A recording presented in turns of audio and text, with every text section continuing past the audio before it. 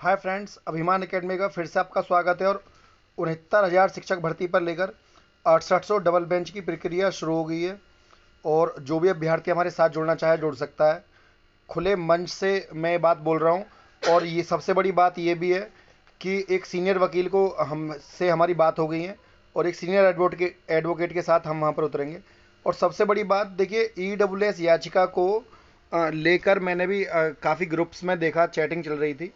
अभी हम इस मुद्दे पर शांत हैं कि कुछ अभ्यर्थी EWS याचिका को बिगाड़ना चाह रहे हैं। लेकिन यहाँ पर EWS को बिगाड़ने वालों को मैं छोड़ने वाला नहीं हूँ हरगिज भी।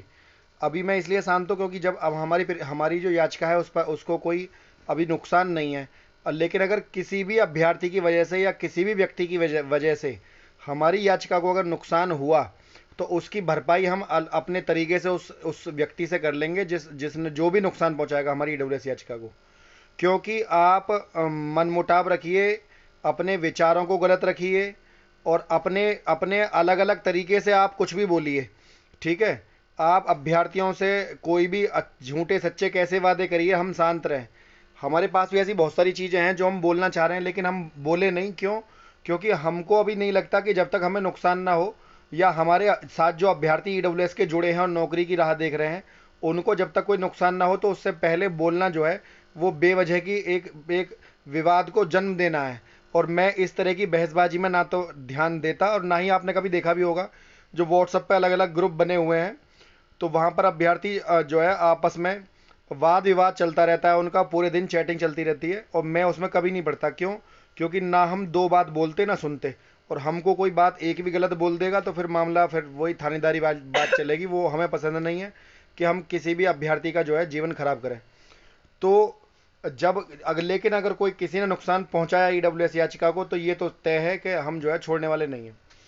और उधर मैं आपको बता दूं, आंसर की और कॉमन नंबर पर भी जो अपनी याचिकाएं पड़ी हुई थी, उनके साथ एक नई याचिका डाल के उसको भी उसके साथ टैग करा दिया जाएगा। क्योंकि आंसर की का मुद्दा जो है, एक रिव्यू पिटिशन पड़ी थी, उसमें भी कुछ अभ्यर्थियों को ऐड किया गया है। और इसके बारे में भी, और जो क्योंकि देखिए ये मुद्दे इसलिए शांत हो गए क्योंकि सरकार ने जो भी याचिका चल रही है, सरकार सब पे 2-2 3-3 महीने का समय मांग रही है, ठीक है ना। अब ऐसी स्थिति में यहाँ पर दो बात है। कुछ अभ्यर्थी सोच रहे हैं सरकार रिविजिट लिस्ट बनाएगी, तो हो सकता है सरकार रिविजिट लिस्ट बना दे। और भाई इसकी भी लगभग 60% संभावना, 80 तो नहीं कहेंगे, लेकिन 60% संभावना इस बात की भी है कि सरकार ने अभी तो 3 महीने का समय, सरकार को 3 महीने का समय कोर्ट ने दिया है, और 3 महीने बाद सरकार कोर्ट से जाकर 3 महीने का समय और ले ले, और फिर इलेक्शन आए और फिर इलेक्शन के बाद भर्ती को टाल दे।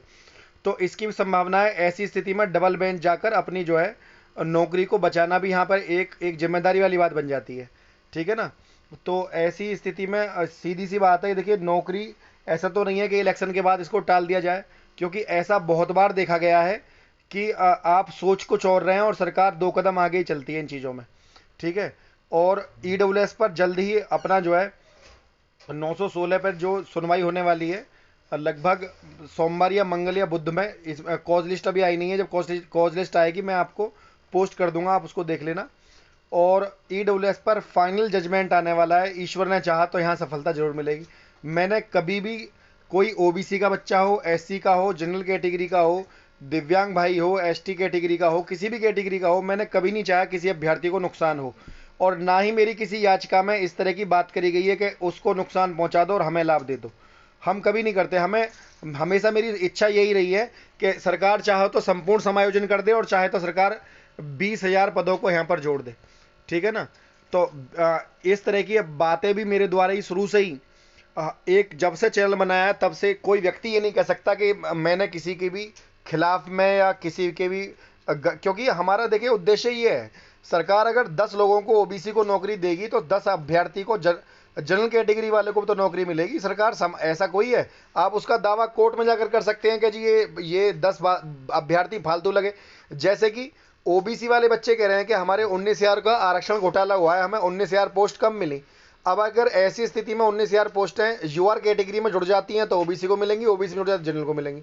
कुल मिलाकर सरकार से नौकरी लेना उद्देश्य होना चाहिए, ना कि आपस में लड़ाई करना। तो मैं कई बार इन चीज़ों पर मैं बातें तो मेरे मन में बहुत सारी हैं कि उन्हें बोले, लेकिन एक सोशल मीडिया की अपनी एक वो होती है, सीमा वो अच्छा नहीं लगता कि लोगों उस एक छोटी छोटी बातों को लोगों के सामने उजागर किया जाए। चाहे वो किसी भी व्यक्ति विशेष से जुड़े हुए, मैं किसी का नाम नहीं लेना चाहता, लेकिन समय आने पर उनको जो है सबको सबक सिखाया जाएगा।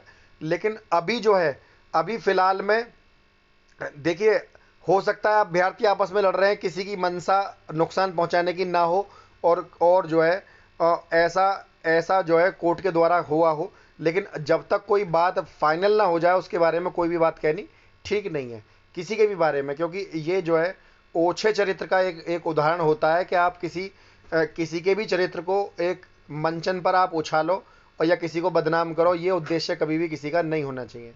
हाँ, अगर कोई ये व्यक्ति जो है आपको आपके केस में व्यवधान डाले तो ऐसी स्थिति में बात तो फिर बंद करनी पड़ती है, क्योंकि नौकरी के लिए लड़ रहे हैं और वही नहीं मिलेगी तो फिर ऐसी स्थिति में बोलना तो पड़ेगा। और कुछ अभ्यर्थियों के पास मेरे मेरे पास कुछ ऐसी अभ्यर्थियों की शिकायत भी आई हैं कि सर जो है हमें वहाँ पर 6800 में या किसी में भी हमको जो है हमको जोड़ा गया और हमारे ग्रुप में जो है मिस इन्फॉर्मेशन डाली गई और फिर हमें उसमें याची भी नहीं बनाया गया। तो ऐसी स्थिति में इस तरह के लोगों से बच के रहिए, एक पूरा स्कैम चल रहा है लोगों का, तो इस तरह के स्कैम से बचिए और सार्थक लोगों के साथ जुड़िए। मेरे यहाँ सबसे बड़ी पारदर्शिता ये है कि मैं हर अभ्यर्थी का नाम, जिन जिन अभ्यर्थियों के नाम थे आपने देखा भी होगा, जब भी रिट मैंने रिट डाली उसको जो है सोशल मंच पे उसको मैंने दिखाया अभी कि ये लोग हमारी इस वाली याचिका में शुरू हैं, और डेली अपडेट जो है वीडियो के माध्यम से डेली देता हूँ मैं कि आज ऐसा हुआ, ठीक है ना। तो ये पारदर्शिता बहुत बड़ी चीज़ है, चाहे केस कोई भी हो, है ना। फ्रेंड, यदि वीडियो आपको अच्छी लगी तो वीडियो को लाइक शेयर और चैनल को सब्सक्राइब करना ना भूलें। आज के लिए इतना ही। जय हिंद, जय भारत।